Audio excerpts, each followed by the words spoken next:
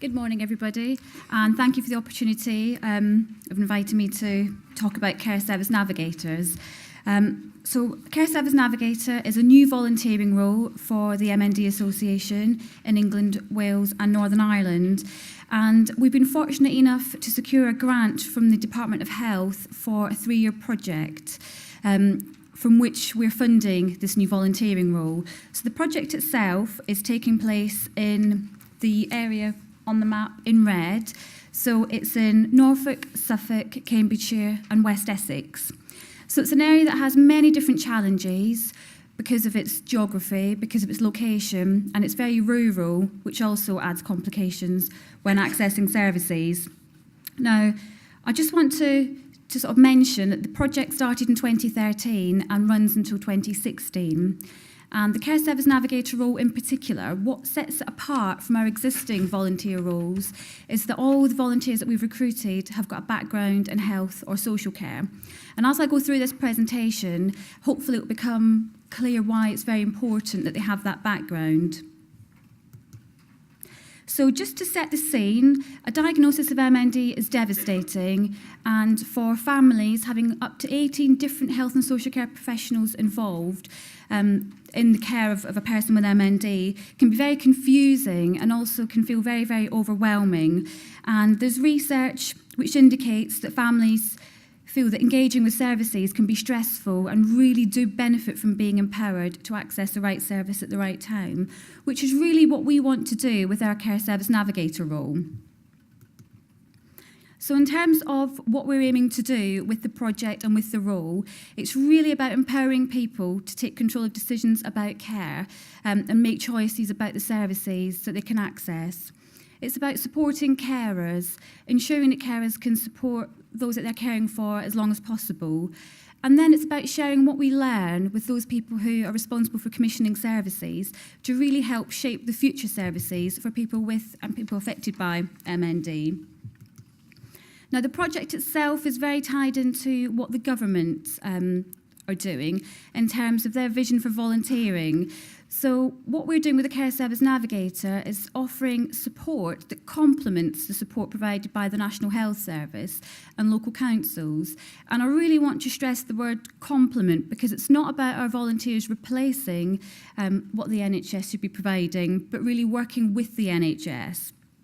And the second phase of the project is about the government's personalisation agenda.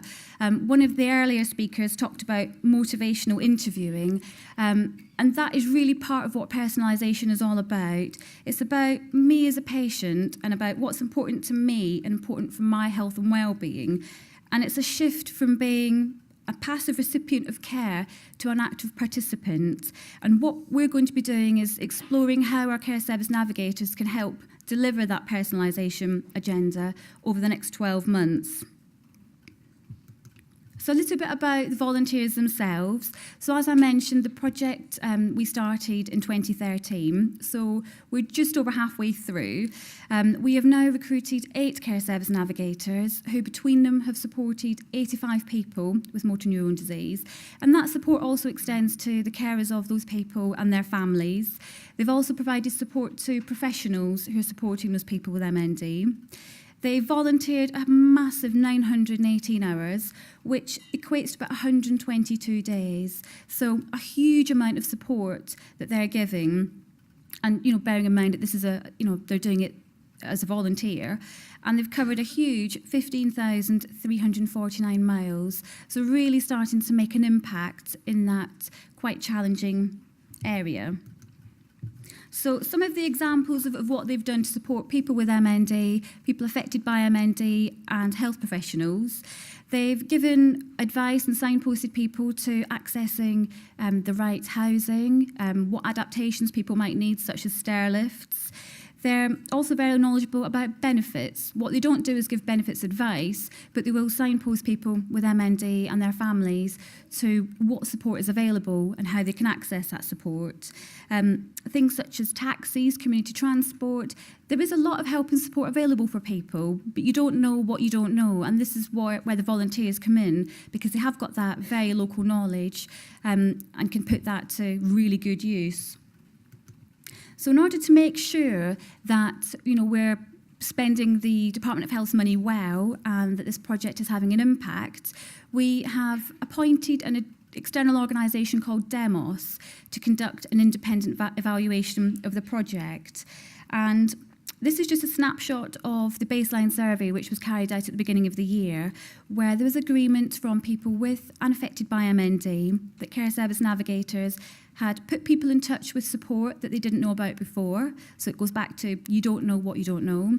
They'd helped speed up support where there was a delay, and they'd helped professionals to communicate one another. So as I mentioned, they're becoming a very valuable resource for health professionals, as well as people with MND.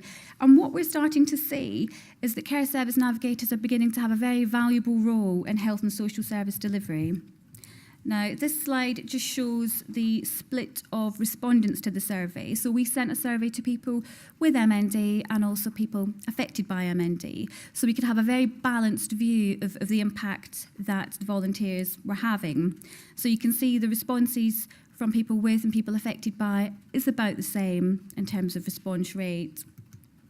What people were also asked to do was, as part of the survey, was to rate their top 5 support services. So they had to say who they had the most contact with. They also had to make an assessment of the quality of that contact and also the knowledge of MND. And it really pleases me to say that the Care Service Navigator was within the top 5 for quality.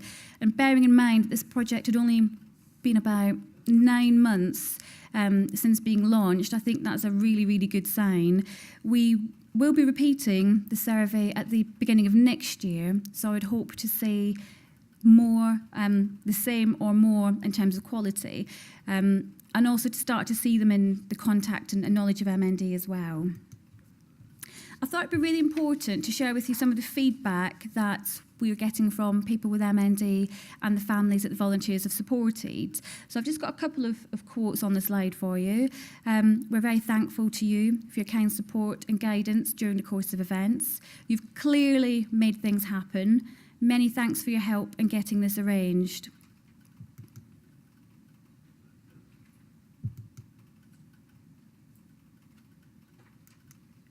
I also want to share with you some feedback from professionals.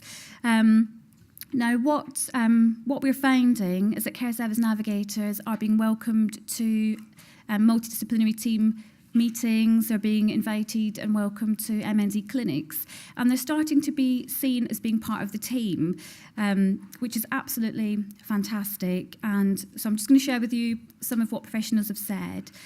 So this professional found the Care Service Navigator to be very knowledgeable and professional in my encounters with her.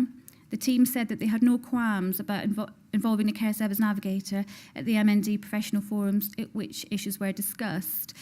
In terms of referrals, sometimes Care Service Navigators are put in touch with a family through a professional.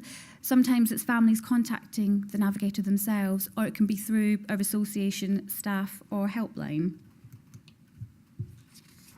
And I also want to mention feedback from the navigators themselves.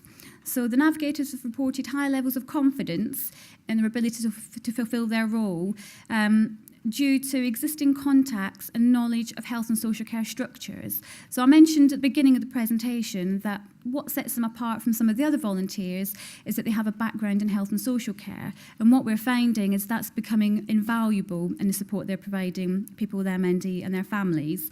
What's also coming out is that they're able to liaise with professionals in positions of authority with empathy. They're very realistic about the limitations of the role of professionals.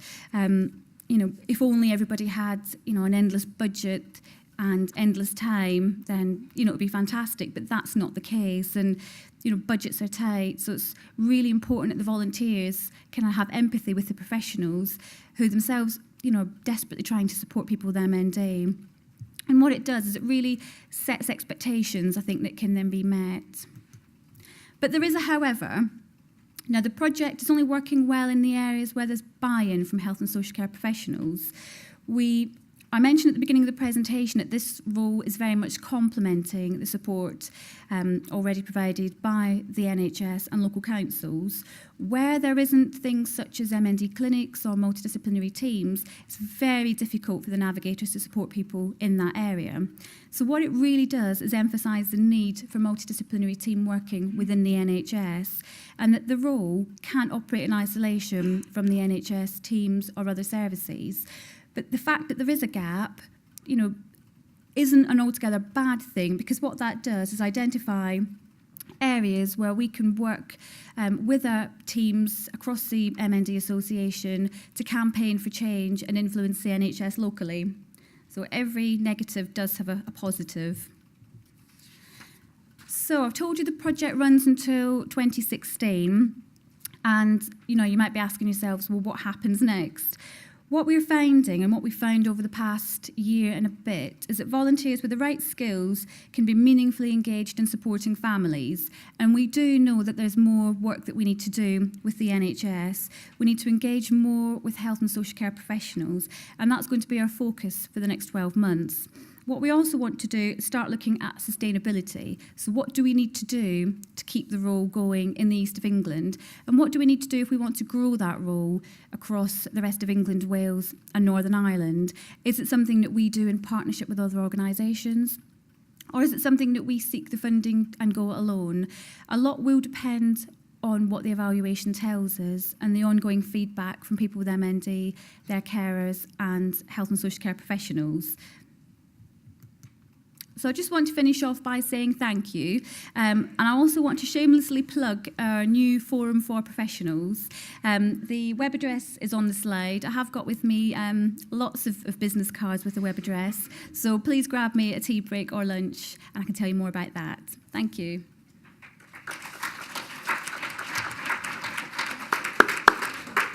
Thank you, Pauline. That was great, and a great new initiative.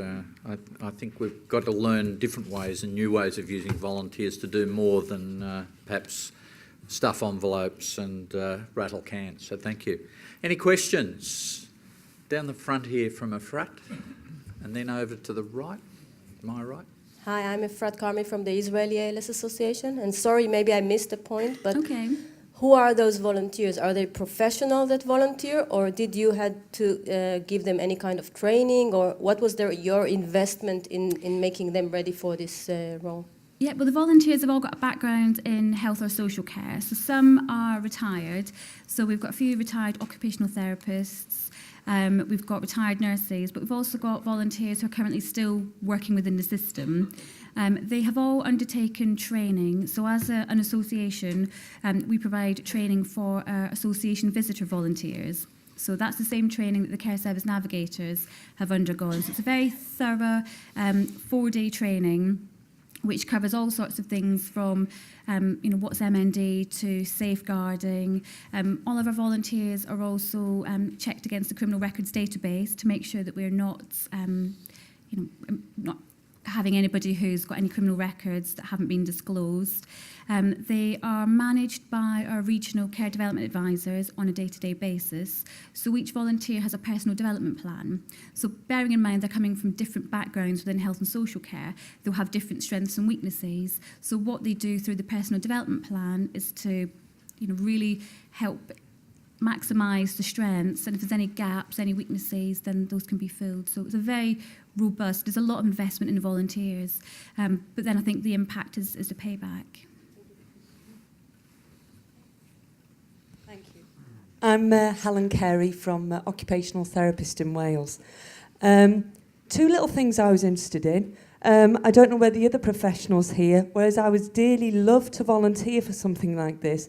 You've just clarified that lots of these people are retired.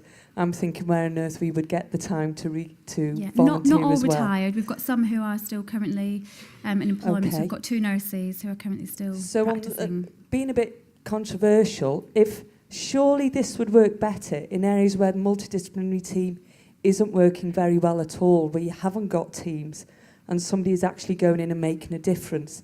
If it's where you've got multidisciplinary teams, you've already got associates and visitors, is this not another person coming into the house and the team should be working together more? Sorry, controversial question. We're really Yeah. interested, but something I was thinking was... Yeah, possibly. And I think what we've got within the east of England is it's very different, even within an area, because of the different clinical commissioning groups, different local authorities. So you might have, for example, an area of Suffolk where there is a really good team and an area where there's not. So I think having a navigator there is almost helping bridge the gap between those professionals. It is a pilot project, and I think, you know, with that comes a lot of learning. So when we come to, you know, sustaining that project and rolling it out, there'll be quite a lot of consideration given to, are there any areas in need, and perhaps those being a priority, but also knowing those areas in need are going to need the biggest investment, because there's going to have to be work to set up the infrastructures to make the role work. So it's a little bit chicken and egg, but certainly a lot of learning for us going forward. Any other questions? Julie?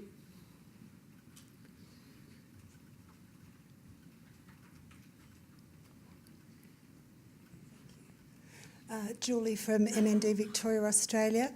I've got lots of questions, but a couple that come quickly to mind are what sorts of parameters you set around people within their roles. So people who are nurses actually going in and providing nursing support. And the other one is what sorts of reimbursement do you give to the volunteers? Yeah, I'll start with the easy one, the reimbursements.